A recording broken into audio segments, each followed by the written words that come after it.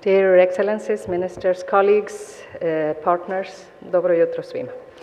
Thank you, Robert, for reminding us that, yes, definitely we are living simultaneous crisis. The world has more conflicts ongoing now than ever before after World War II.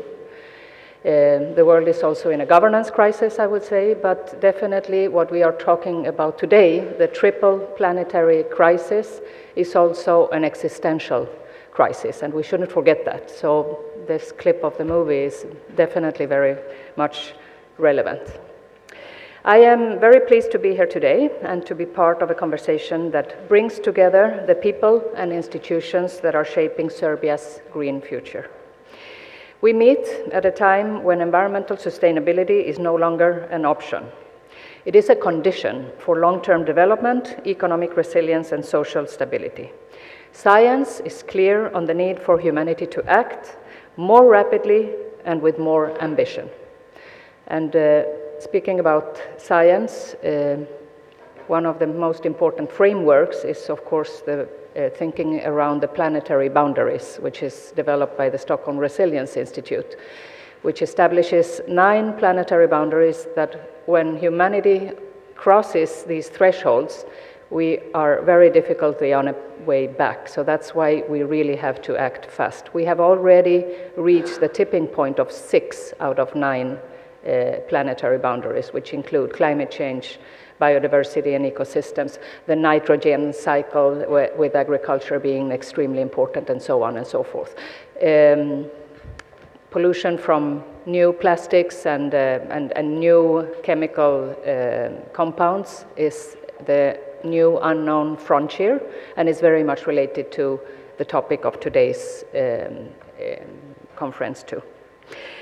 Serbia has taken important steps in this direction.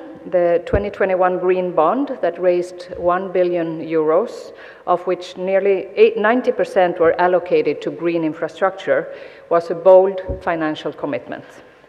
The country has also advanced in aligning with the EU Green Agenda and building national strategies for climate and environmental protection.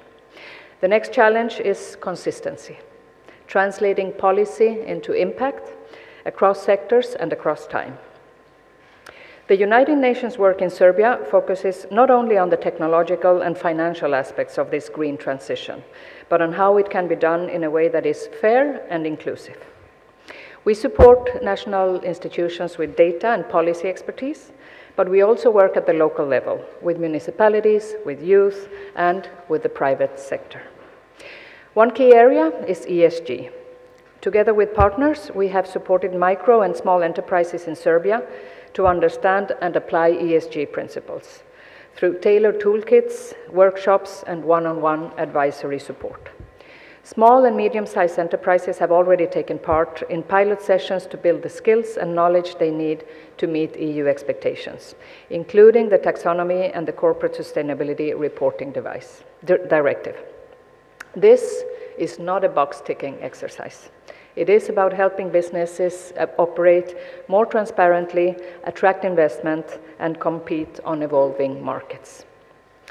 We are also helping unlock green finance, supporting companies with technical guidance to prepare solar and energy efficiency projects, and offering innovation vouchers to develop circular economy solutions. A great example is the Circular Communities Initiative, led by UNDP and the Ministry of Environmental Protection, with the support of the Global Environmental Facility. It selected 21 projects, from converting bio-waste into energy, to developing biodegradable products, to using AI for pollution control. 9 of these received funding, and 12 more were supported through research-business collaboration. Other agencies are also working in the environmental field.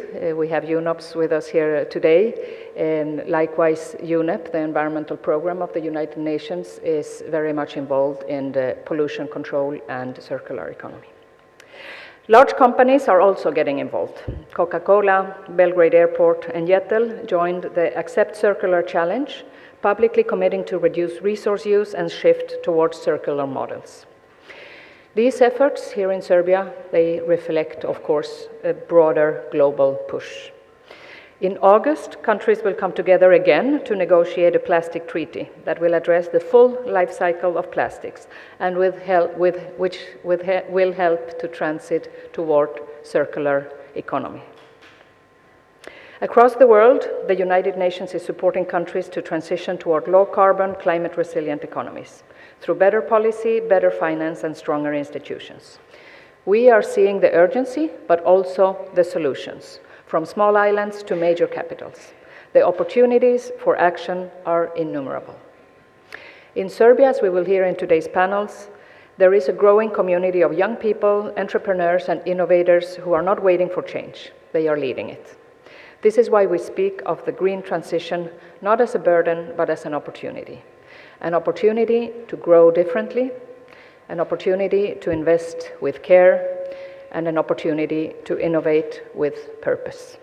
The UN remains a committed partner on this journey to help translate ambition into results and policy into long-term progress. Hvala vam.